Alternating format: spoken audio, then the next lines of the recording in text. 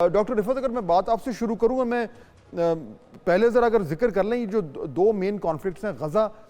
और यूक्रेन। गज़ा कॉन्फ्लिक्ट तो नहीं है, वो तो नस्ल कुशी है, जेनोसाइड है। और यूक्रेन में जो जो रूस और यूक्रेन के दरमियान जंग चल रही है, अब डोनाल्ड ट्रंप साहब ने खुद कह भी दिया ये कि वो जंगें ख़त्म करने आए। क्या समझते हैं आपके गज़ा में वो इसराइल के ऊपर किस तरह की जो है वो असर रसूख डाल सकते हैं, और what could happen on that front? जी, मेरे ख्याल के अंदर जो ट्रम्प साहब के पास ऑप्शंस हैं वो बड़ी ही कम है, महदूद ऑप्शंस हैं गजा के कॉन्फ्लिक्ट को या गजा की जेनोसाइडल किलिंग को, जिसके अंदर अमेरिका, जिसके अंदर इजराइल पूरी तरह से इन्वॉल्व है, उसको रोकने के लिए उनके पास एक ही ऑप्शन है कि वो अपना प्राइवेट जो चैनल, उनका कम्युनिकेशन का चैनल है जो कि नेतन्याहू के साथ इस्तेमाल करें, और वो फिर उनको ये परसुएड करने की कोशिश करें कि इस कॉन्फ्लिक्ट को किसी तरीके से इसके मंतकी अंजाम तक लेके जाएं। वो मंतकी अंजाम क्या होगा? वो इजराइल के टर्म्स के ऊपर ही वो गजा की जंग को बंद करने की कोशिश करेंगे, क्योंकि उनकी एक जो आज अगर आप देखें तो जो इजरायली जो नेतन्याहू की तरफ से उनको मैसेज गया है वो बड़ा ही क्लियर है कि उन्होंने एक पर्सनलाइज मैसेज करके डोनाल्ड की पूरी फैमिली को, उनको डोनाल्ड प्रेसिडेंट भी नहीं कहा, उनको डोनाल्ड करके उन्हें एड्रेस किया है। इसका मतलब ये है कि उनके पास लेवरेज बहुत कम है और लेवरेज को इस्तेमाल करने की पोजीशन भी नहीं है, क्योंकि जो मिलिट्री इंडस्ट्रियल कॉम्प्लेक्स है अमेरिका का, जिसको डीप स्टेट का नाम भी देते हैं, वो वो पूरे तरीके से इस कोशिश में लगी हुई है कि इसराइल को जितना असला हम भेज सकते हैं वो भेजें, और जो इमदाद उनको दे सकते हैं वो दें। और वो उनका एजेंडा एक ही सिंगल पॉइंट एजेंडा है, हमास को किस तरीके से एलिमिनेट किया जाए। और उसमें डॉक्टर साहब ये भी देखिए ना कि अब आज यानी कि 6 नवंबर है और 20 जनवरी को जो है वो डोनाल्ड ट्रंप साहब ने बाकायदा तौर पर इनॉग्रेट होना है प्रेसिडेंट के लिए। तो ये जो तकरीबन 2.5 महीने हैं, ये 2.5 महीने इजराइल जो है वो इनको उस तरीके से इस्तेमाल कर सकता है कि उसे अच्छी तरह मालूम है कि एक तरफ लेम डक प्रेसिडेंट है और एक तरफ जो है वो नया एक सदर आने वाला है। तो जौहर सलीम साहब, वो इस 2.5 महीने को किस तरीके से इस्तेमाल कर सकते हैं? बिल्कुल जी, एक तो इसमें सबसे पहले तो मैं एग्री करता हूं जो डॉक्टर रिफत ने कहा कि ट्रंप जो है उसको, बिकॉज वो उनका स्टाइल ये है पर्सनल डिप्लोमेसी का,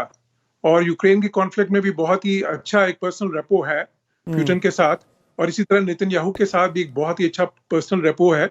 और ये वो चीज है जो डेमोक्रेट्स के पास नहीं थी। फिर ये इंटरेस्टिंग है कि जो ट्रंप के जो दामाद हैं, एक जेरेड कुशनर जो कि जूइश हैं, और उनके ज़ाहिर है कि बहुत ही उनके ताल्लुकात हैं जूइश लीडर्स के साथ एक तरफ। फिर दूसरी तरफ ट्रंप के एक और दामाद हैं, जो उनकी जो बेटी हैं टिफनी, उनके जो दामाद हैं वो अरब क्रिश्चियन मैरोनाइट हैं,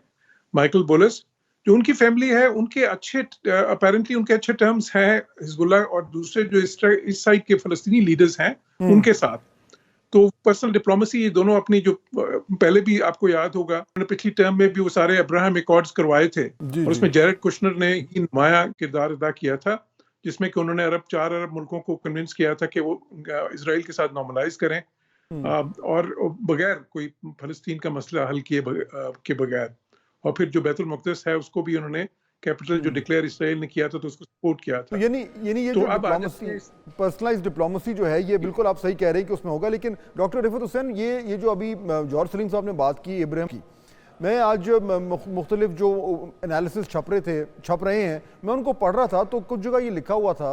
कुछ माहिरीन जो हैं वो ये कह रहे हैं कि अल्टीमेटली ट्रंप साहब चाहेंगे कि वो जो इब्राहिम अकॉर्ड से उनको रिवाइव किया जाए, और जो ये बड़ी मिडल ईस्टर्न जो पावर ब्रोकर्स हैं, सऊदी अरेबिया हो गया, दीगर जो वहाँ के ममालिक हैं, उनको एक बार फिर किसी तरीके से इजराइल के साथ करीब लाया जाए। लेकिन इस वक्त जो गज़ा में जो ये नस्ल कुशी हुई है, इसके बाद डॉक्टर साहब ये मुश्किल नहीं हो जाएगा, या आपके ख्याल में चंद एक सालों के बाद मामलात अल्टीमेटली उसी तरफ जाएंगे? ख्याल के अंदर जो आप ग्रेट डोमिनी की बात कर रहे थे ना, कि between now and the inauguration of the president on January 20th, इसके दौरान ही मेरे ख्याल के अंदर कोई ना कोई तब्दीली बड़ी रूनुमा होगी, या अमेरिका की हमायत के साथ वो पूरी कोशिश ये करेंगे कि इस जंग को इस तरीके से खत्म किया जाए कि उसमें इसराइल अपनी विक्ट्री को डिक्लेयर कर सके। और इसके हवाले से इसराइल ने, आपने देखा होगा कि उन्होंने अपने गिलान साहब को, जो उनके डिफेंस मिनिस्टर हैं, उनको भी बरतरफ कर दिया उसके हवाले से। तो ये एक लग रहा है कि इसराइल की पॉलिसी मजीद सख्त होगी और वो कोशिश करेंगे कि जो ट्रम्प साहब ने उनसे वादा लिया था जब ये पिछली दफा आए थे अमेरिका, नेतन्याहू साहब, तो उनके अंदर एक कन्वर्सेशन जो कि सर्कुलेट कर रही है कि उसके बारे से उन्होंने एश्योर करवाया था उनको कि मुझे हर सूरत में जंग बंदी या किसी कीमत पे भी जंग का खात्मा चाहिए मेरी इनाग्रेशन से पहले। चीन के हवाले से जो ट्रम्प साहब की जो पॉलिसी रही है वो हार्ड लाइन रही है और वो ये कहते रहे कि जो अल्टीमेट, जो मेजर चैलेंज अमेरिका को है फॉर ग्लोबल डोमिनेशन वो चीन से ही है। चीन से आपके ख्याल में मामलात और ज़्यादा कशीदा होंगे और अगर वो होते हैं तो उसमें फिर पाकिस्तान तो बीच में आ जाएगा, क्योंकि हम तो वैसे ही अपनी जो ताल्लुकात हैं उनको बैलेंस करने के लिए हम कोशिश करते रहते हैं अमेरिका और चीन के दरमियान। तो जब अमेरिका और चीन आपस में अगर उनमें ज़्यादा कशीदगी होती है तो फिर हमारे लिए क्या मुश्किल पैदा हो सकती है? जी बिल्कुल, आपने सही कहा।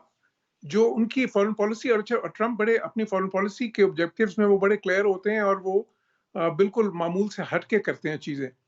अब चाइना पे जो अमेरिका की पॉलिसी है वो बड़ी क्लियर है, वो एक डीकपलिंग की और एक कंटेनमेंट की पॉलिसी है जिसको उन्होंने